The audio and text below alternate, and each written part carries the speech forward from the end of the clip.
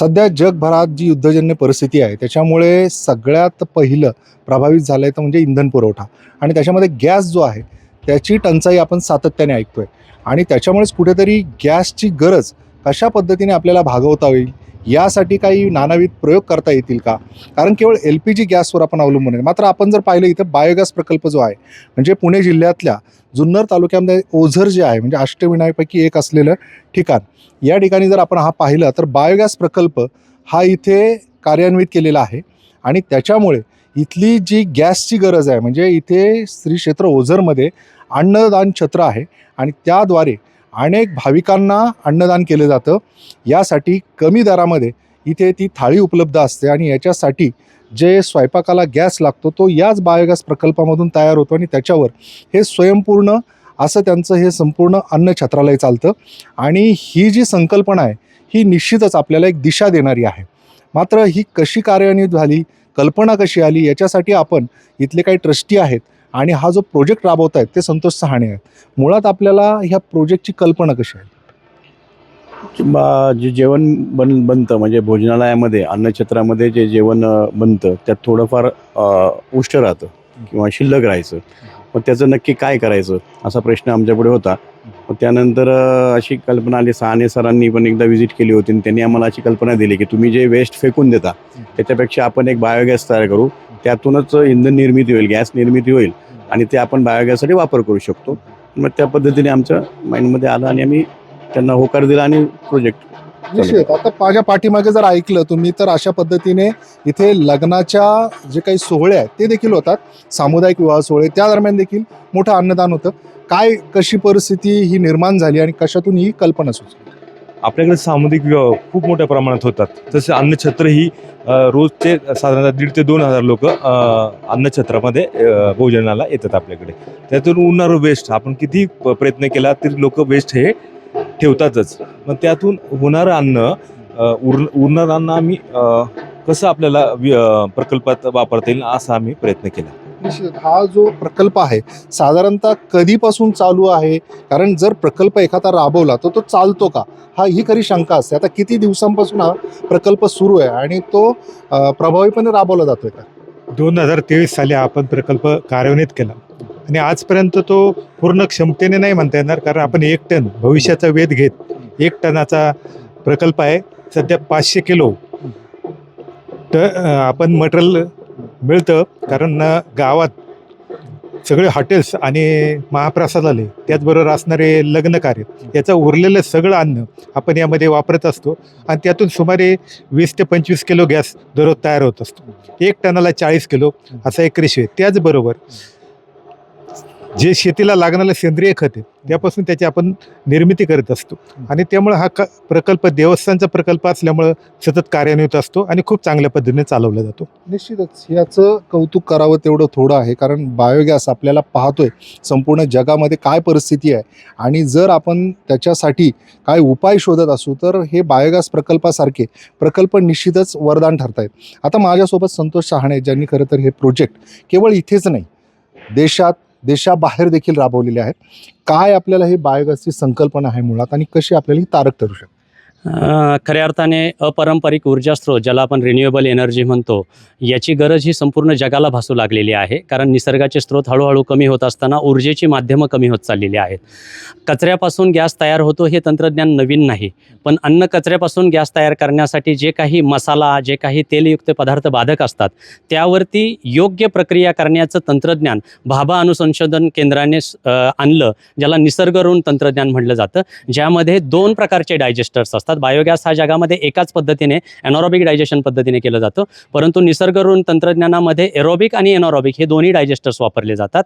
खऱ्या अर्थाने प्रत्येकाला वाटतं की माझं गाव, मी ज्या ठिकाणी काम करतोय ते हरित असावं, हरित देवस्थान असावं, हे ते कालचे तत्कालीन अध्यक्ष गणेशभाऊ कवडे, ते ट्रस्टी, आत्ताचे सद्यकालीन अध्यक्ष, या सगळ्यांचीच इच्छा होती आणि म्हणूनच याच्या शेजारीच असलेलं राष्ट्रीय पातळीवर चमकलेलं ठिकेकरवाडी हे गाव, या गावाला भेट देऊन त्या कालच्या तत्कालीन ट्रस्टींनी ठरवलं की आपल्याही या ठिकाणी अशा पद्धतीचं तंत्रज्ञान निर्माण किंवा बायोगॅस करता यावा, या ट्रस्टींनी भाभा कृषी अनुसंशोधन केंद्राला भेट देऊन हे तंत्रज्ञान आपण राबवण्यासाठी त्यांनी प्रयत्न केला आणि त्या माध्यमातून आज हे बायोगॅस या ठिकाणी गेले 3 वर्ष सलगपणे अतिशय सुंदर पद्धतीने सुरू आहे. या प्रकल्पाची क्षमता दिवसाला 1 टन कचऱ्याचं विघटन करण्याची आहे, ज्यापासून साधारणपणे 40 किलोचा गॅस तयार होऊ शकतो. आत्ताची परिस्थिती पाहिली तर या प्रकल्पामधून दिवसाला 20 किलो गॅस तयार होतो, ज्या गॅसचा वापर देवस्थानामार्फत जे काही अन्नछत्रालय चालवलं जातं, या येणाऱ्या भाविकांना अतिशय माफक दरामध्ये अन्न दिलं जातं, अन्नप्रसाद दिला जातो, त्यासाठी या गॅसचा उपयोग केला जातो. आणि यातून तयार होणाऱ्या द्रवरूप जे काही खत आहे ते या ठिकाणी येणारे भाविक आणि पंचक्रोशीतील शेतकरी त्याचा फायदा घेत असतात. निश्चिततः याच्यामध्ये अजून एक महत्त्वाचा प्रश्न असा उपस्थित होतो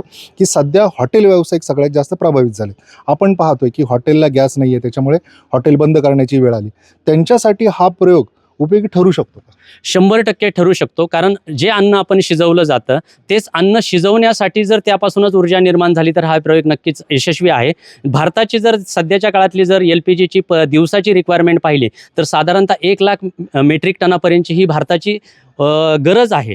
आणि भारतामधून तयार होणारा अन्न कचरा किंवा इतर ऑर्गॅनिक वेस्ट जर पाहिलं तर याच देशामध्ये दिवसाला 20 ते 30 हजार मेट्रिक टनापर्यंतची ऊर्जा आपण त्यापासूनच परत तयार करू शकतो. आणि म्हणून सर्क्युलर बायो इकॉनॉमीच्या माध्यमातून प्रत्येक गावामध्ये उपलब्ध असणाऱ्या सेंद्रिय कचऱ्यावरती ऊर्जा आणि खताची निर्मिती 100% होऊ शकते. याच्यामध्ये अजून एक महत्त्वाचा प्रश्न की आपण ज्यावेळेस हॉटेल व्यावसायिक म्हणतो तेव्हा अनेकदा आम्हाला असं सांगितलं जातं की घरगुती गॅस तेवढाच गरजेचा आहे, आम्हाला घरामध्ये गॅस मिळत नाही. त्याच्यासाठी घरामध्ये असा काही छोट्या पद्धतीने प्रयोग राबवू शकतो? 100% प्रत्येक घरामध्ये सुद्धा सेंद्रिय कचऱ्याचं निर्मिती रोजच्या रोज होत असते. मग तो अन्न कचरा असेल, भाजीपाला असेल, वेस्ट गेलेलं अन्न असेल, 100% त्या ठिकाणी सुद्धा छोट्या स्केलवरती असे उपक्रम होऊ शकतात. 1 घनमीटरपासून तर 1 लाख घनमीटरपर्यंतचे बायोगॅस जगभरामध्ये तुम्हाला पाहायला मिळतील. त्यामुळे घरगुती पद्धतीने सुद्धा बायोगॅसचं तंत्रज्ञान हे अवलंबलं जाऊ शकतं. त्याच्यासाठीची जागा किती असावी आणि ती नवीन तंत्रज्ञानाच्या माध्यमातून अतिशय कमी जागेमध्ये सुद्धा बायोगॅसचं तंत्रज्ञान बसू शकतं. आज जर तुम्ही पाहाल तर 1 टनाच्या विघटनासाठी या ठिकाणी फक्त 2.5 ते 3 गुंठे जागेमध्ये हा पूर्णपणे प्रकल्प बसवला गेलेला आहे. ज्या ठिकाणी घरामध्ये 25 किलोचा कचरा निर्माण होतो आहे, 10 किलोचा कचरा निर्माण होतो आहे, त्यासाठी 10 ते 20 स्क्वेअर फीट जागा सुद्धा सफिशियंट होऊन जाते. भाभा ॲटॉमिक रिसर्च कडून खरं तर हे संशोधन केलं गेलंय. आता याच्यासाठीची जी काही प्रामाणिकता आहे किंवा त्याचं सर्टिफिकेशन आहे, त्याच्यासाठीची काही प्रोसेस आहे किंवा ते आपण कशा पद्धतीने करतोय आणि संपूर्ण आता हे जिल्हा परिषद देखील याच्यामध्ये इन्व्हॉल्व आहे, ती कशा पद्धतीने सबसिडाईज करते?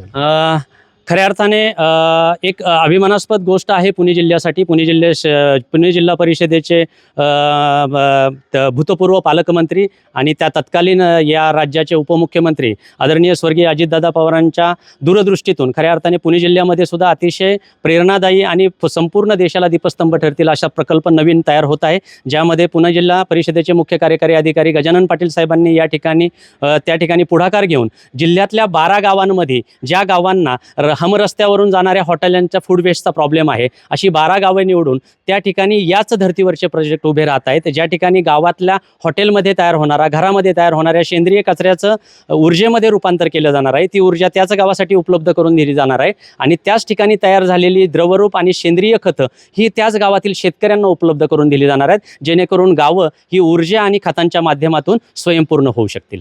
निश्चित आपण म्हणतो ना की गरज ही शोधाची जननी आहे आणि त्याच्यामुळेच कुठेतरी आपल्याला जेव्हा याची गरज निर्माण झाली त्याच्यानंतर अशा पद्धतीने आपल्याला कुठे गॅस उपलब्ध होऊ शकतो किंवा ऊर्जेमध्ये कशा पद्धतीने वेस्टेजचं रूपांतर करू शकतो, यासाठीचे हे प्रोजेक्ट आपल्याला लाभदायी ठरू शकतात आणि ज्या पद्धतीने ही परिस्थिती आहे त्याच्यावरचा तो उपाय देखील ठरू शकतो. भाभा ॲटॉमिक रिसर्चने जे केलेलं हे संशोधन आहे ते घरापासून तर अगदी व्यवसायापर्यंत उपयोगी ठरताना दिसत आहे. अविनाश पवार, NDTV मराठी, ओझर, पुणे.